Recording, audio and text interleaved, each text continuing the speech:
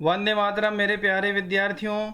आज की इस वीडियो में मैं विक्रम विश्वविद्यालय द्वारा आयोजित बीए सेकेंड ईयर की फाउंडेशन कोर्स अंग्रेजी भाषा के 50 प्रश्न का हल लेकर आया हूँ। यह वीडियो मध्य प्रदेश के सभी शासकीय एवं डीम्ड यूनिवर्सिटी और प्राइवेट यूनिवर्सिटीज़ के सेकेंड ईयर के विद्यार्थियों के लिए उपयोगी है। सेकेंड ईयर से मेरा तात्पर्य है BA, BCom, BSc, BCA, BBA. सभी सेकेंड ईयर के विद्यार्थियों का सिलेबस सेम है, सभी के वीडियो काम के होने वाला है। तो इसे देखिए, समझिए। सिलेबस नया है, इस वीडियो को बार बार देखिए और अपने दोस्तों के साथ शेयर भी कीजिएगा। 50 प्रश्नों का हल करेंगे हम।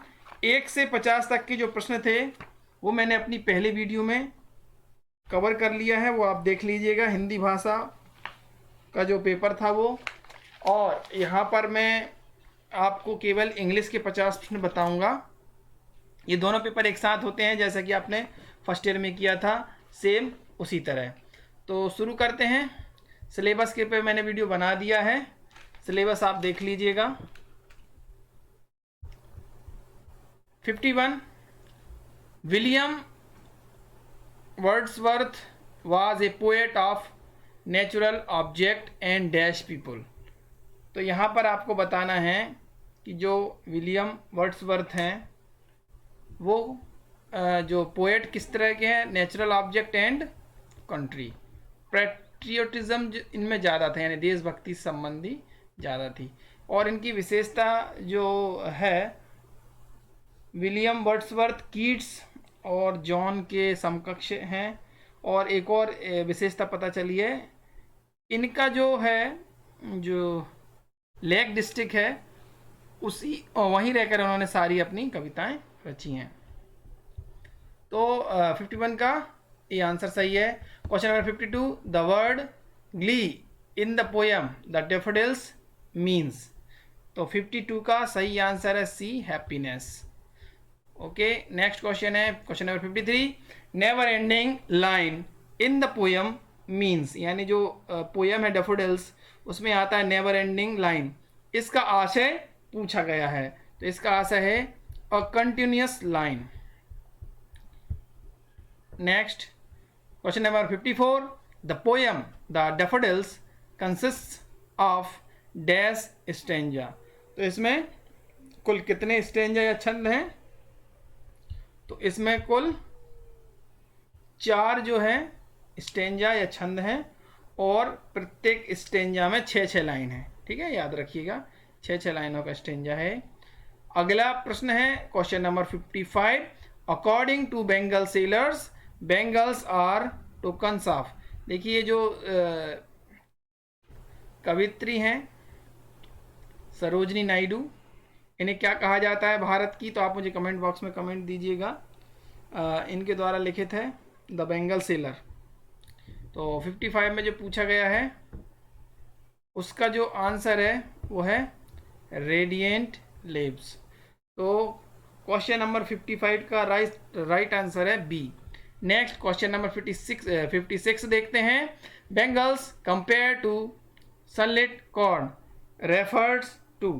तो क्वेश्चन नंबर 56 का सही आंसर है मेडनहुड। ओके, डी आंसर सही है। Question number 57 where are the bangle sellers going to sell their bangles. जो चूड़ी बेचने वाला था वो कहाँ बेचता था अपनी चूड़ियाँ? टेम्पल फेयर, याद रखिएगा, मंदिर के बाहर जो मेला लगता था वहाँ पर टेम्पल फेयर। 57 एक क्वेश्चन बार बार रिपीट होगा। जो विद्यार्थी जिनका भी एग्जाम नहीं हुआ है वो देख रहे हैं, इस प्रश्न को अच्छे से याद रखिएगा। जितने भी पोएट और राइटर हैं, नरेटर हैं, उनके नाम याद रखिएगा, किसने कौन सी रचना लिखी है। ठीक है, तो सिलेबस पे एक बार नज़र मारिएगा, वहीं से 3-4 क्वेश्चन बन जाते हैं। Question number 58 which word is used in the poem Bengal sellers for peaceful and काम। तो इसका जो सही आंसर है वो है ट्रैंक्विल, यानी शांत। Next who was called missile man of India. ये सभी जानते हैं किसे मिसाइल मैन कहा जाता है। हमारे पूर्व राष्ट्रपति एवं शिक्षाविद वैज्ञानिक डॉक्टर APJ अब्दुल कलाम। ठीक है, कलाम साहब का कलाम साहब को मिसाइल मैन ऑफ इंडिया कहा जाता है। नेक्स्ट क्वेश्चन, फर्स्ट ईयर में आपने इनकी पूरा योजना पढ़ी होगी।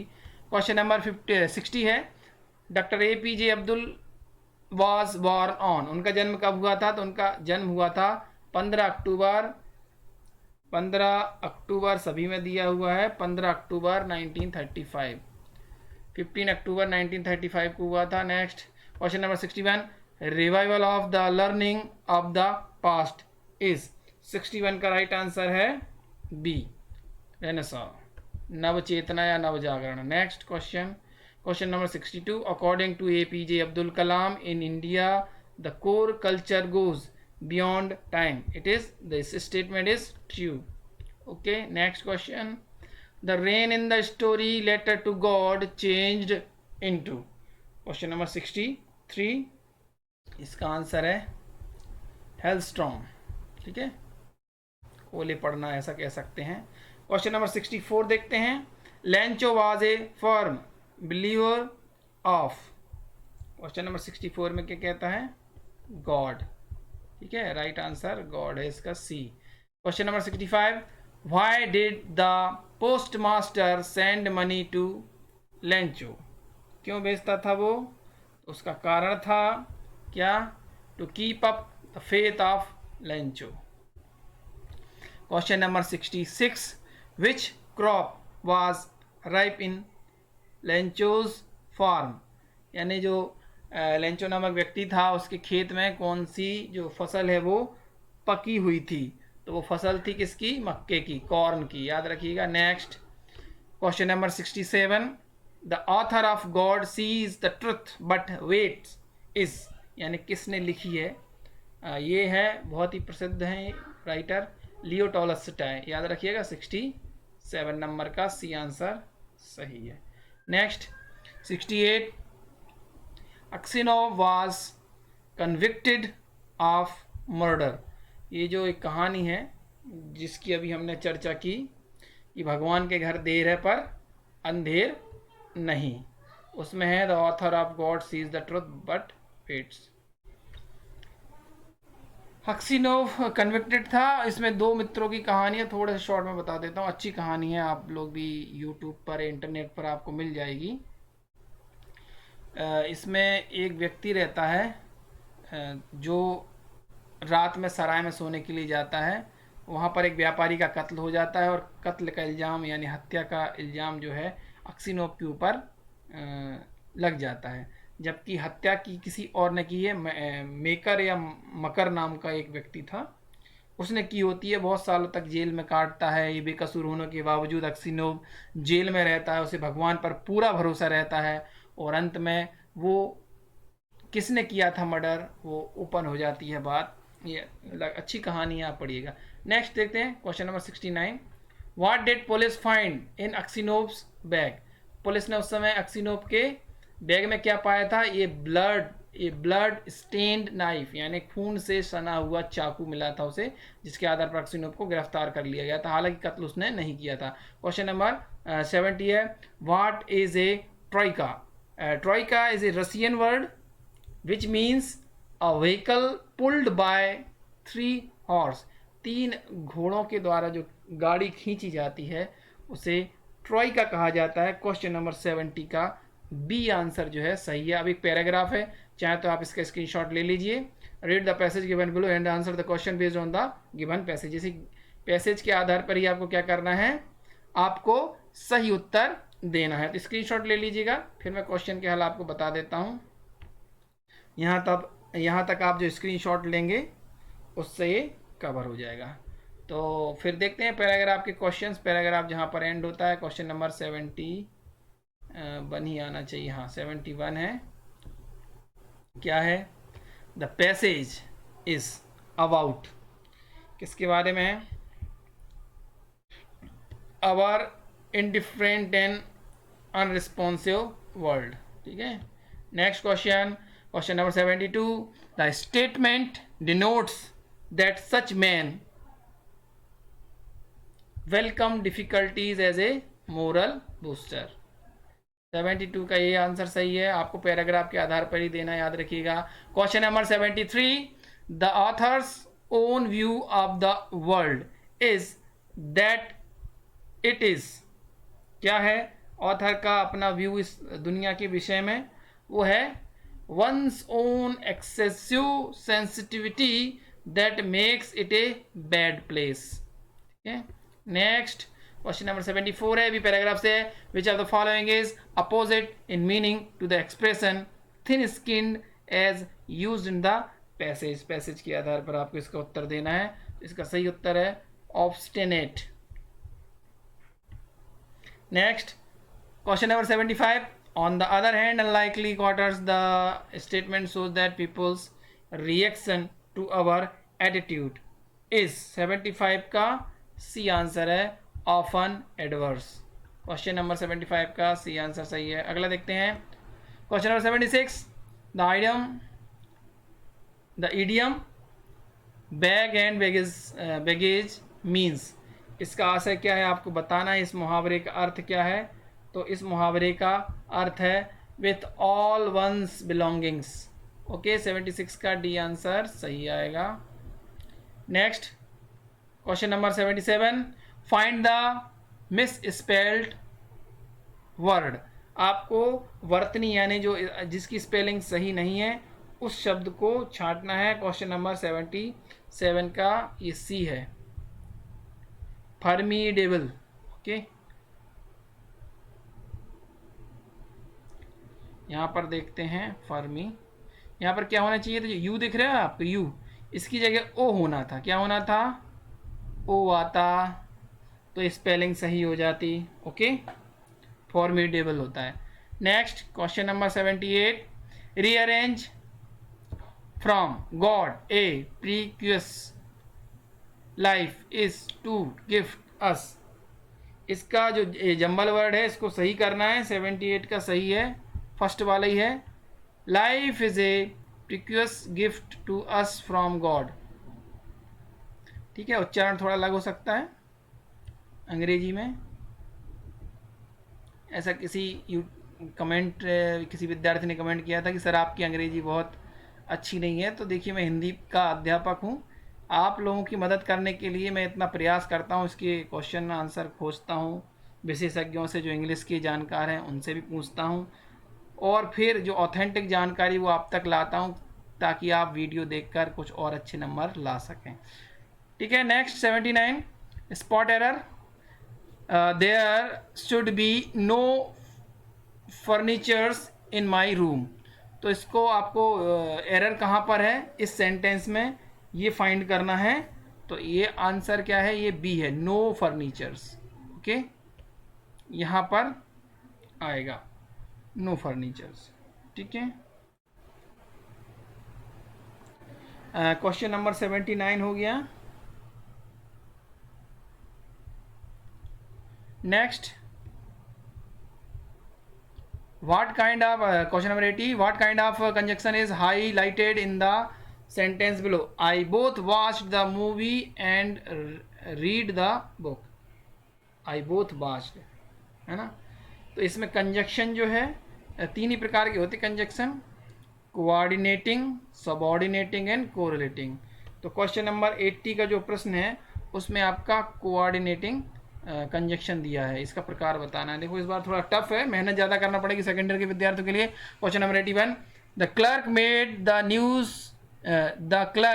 The new keys dash we waited, while we waited. जब वो की बना रहा था ना तब हम इंतजार कर रहे थे, इसी दौरान। ठीक है, 81 का क्या आएगा? 81 का ए आंसर सही है। Next question number 82, the message forms the dash of the letter. Question number 82 का जो है राइट आंसर है बॉडी। ठीक है, जो पत्र होता है उसका जो मुख्य हिस्सा होती है बॉडी, उसी में तो मैसेज होता है, बाकी तो ऊपर एड्रेस होता है, संबोधन होता है और लिखने वाले के नीचे हस्ताक्षर होते हैं। जो मेन बॉडी होती है ना उसी मैसेज होता है कि क्या है, क्यों लिखा जा रहा है। Question number 83, miss is used for, जो MS लिखते हैं ना वो मिस होता है, उसका अर्थ होता है अनमैरिड वुमेन। शॉर्टकट में लिखते हैं MS और MRS यानी मिसेज, श्रीमती। Next question number 84, the key point of a formal letter is written in which part of a formal letter. Question number 84 का राइट आंसर है, ये भी बॉडी के बारे में बात कर रहा है, ये किसकी बॉडी, लेटर की, पत्र लेखन की विषय है। क्वेश्चन नंबर 85 है, which of the following are the features of a letter to the editor. तो एडिटर के लिए जो पत्र लिखा जाता है उसकी क्या विशेषता है, उसकी विशेषता है stick to the point, formal language है, रिलेवेंट कंटेंट होता है, सही है, तो ऑल द अबव सही होगा। Next question number 86, what is written at the top of the editor's letter on the left side. तो हम क्या लिखते हैं, यहाँ पर लिखा जाता है सेंडर्स एड्रेस, भेजने वाले का पता। नेक्स्ट क्वेश्चन नंबर 87 है, what is the word limit of the notice. Notice लिखते उसकी वर्ड लिमिट 50 वर्ड्स होती है, याद रखिएगा 50 शब्द सही आंसर है। क्वेश्चन नंबर 88 पर चलते हैं। क्वेश्चन नंबर 88 कहता है, the subject of the notice should be about be brief and catchy. B option सही है 88 का। Next 89, the dash is the foundation of any advertising और मार्केटिंग कैंपेनिंग। तो इसमें क्या होना चाहिए, जो 89 है उसका टारगेट सेगमेंट है रिसर्च मीडिया, लेकिन सबसे बड़ी बात होनी क्रिएटिव होना चाहिए। याद रखिए जितने भी एडवर्टाइजिंग होती है वो सृजनात्मक होता है, क्रिएटिव ब्रीफ होती है, उसमें सृजनात्मकता होती है। Question number 90, any device or word that identifies the origin of the product, the manufacturer details etceteras is known as, क्या कहा जाता है, इसको कहा जाता है ब्रांड नेम। ठीक है। Next question number 91, synonyms of noisy. Noisy का आपको पर्यायवाची बताना है, तो नॉइजी या लाउड एक ही बात होती है, पर्यायवाची है।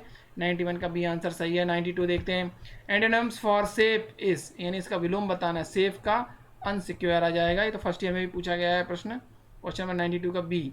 93 है, देखिए ये नई चीज़ है, आपको थोड़ा सीखना पड़ेगा, ये सबसे कठिन पार्ट होता है भाषा विज्ञान, लिंग्विस्टिक जिसे हम बोलते हैं, इसका पार्ट है। आप उसका स्पष्ट भी नहीं आया है, जिन विद्यार्थियों ने हमें भेजा है फिर भी उन्हें धन्यवाद। अगर आप भी हमें वीडियो ये PDF भेजेंगे तो उस पर भी हम सोल्यूशन वीडियो लाने की पूरी कोशिश करेंगे। यहाँ पर देखिए नई चीज़ मैं आपको बता रहा था, ये आपको दिख नहीं रहा होगा, थोड़ा पढ़ के बता रहा हूँ। एक स्लैश है, उसके बाद T लिखा हुआ है, उसके बाद एक सिंबल है N के जैसा है जो कि थोड़ा नीचे तक जा रहा है, फिर N ही लिखा हुआ है, फिर स्लैश लगा हुआ है।